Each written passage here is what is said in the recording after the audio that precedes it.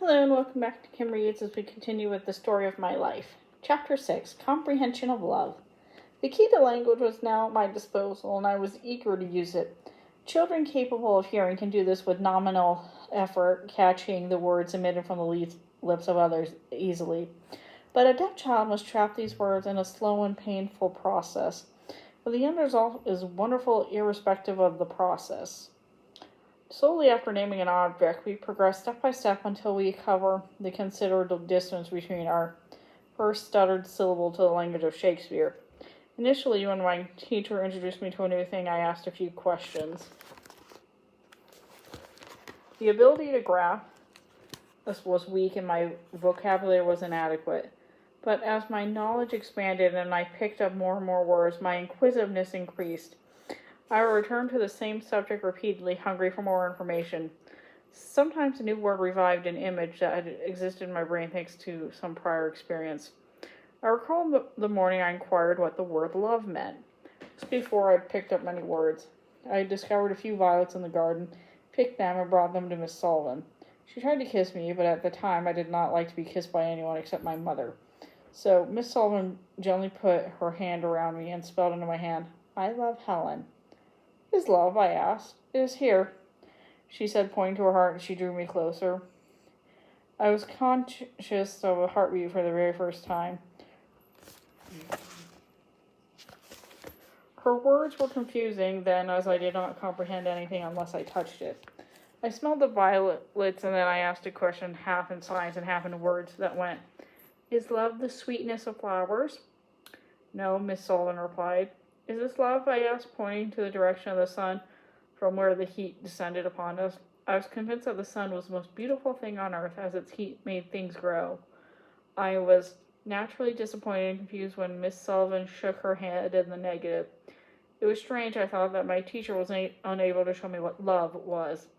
A few days later, I was busy stringing beads of various sizes in symmetrical groups. There were 2 large beads, 3 small ones, and so on. I made many mistakes, and my teacher had pointed out with great patience and perseverance repeatedly. Finally, I noticed a rather obvious mistake in the sequence and focused on the lesson with great concentration. "Think," Miss Sullivan touched my head and spelled with great emphasis. In a flash, I was aware that the word was the name of the process that was taking place in my head. This was the first time I had consciously perceived an abstract idea.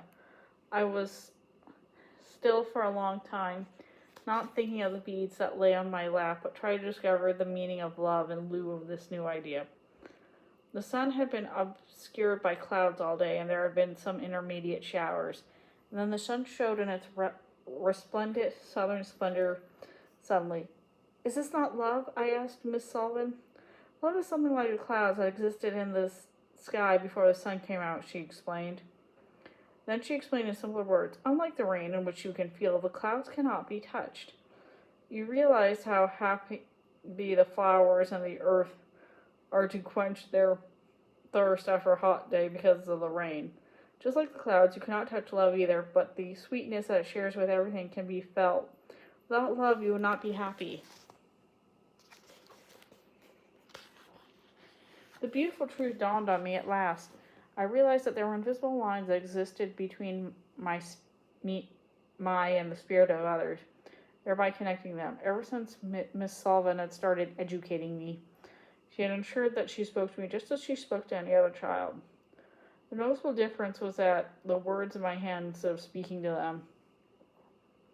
As a deaf child does not learn the mouth for a couple of years, this process continued for many years. The small hearing child picks up these idioms and expressions thanks to the constant imitation and repetition. The conversation he hears in this house stimulates his mind and gives release to his own freedom of expression of thought, but the deaf child is denied of this natural exchange of ideas. My teacher was aware of the problem, and hence she left no stone unturned to provide me with the stimulus I needed. But it was a long time before I showed the inclination to take part in a conversation despite all her efforts. I even took longer to say something right at the right time. It is indeed difficult for the deaf and blind to pick up the art of conversation. It is difficult for them to distinguish the tone of a voice or recognize tones that form words without proper guidance.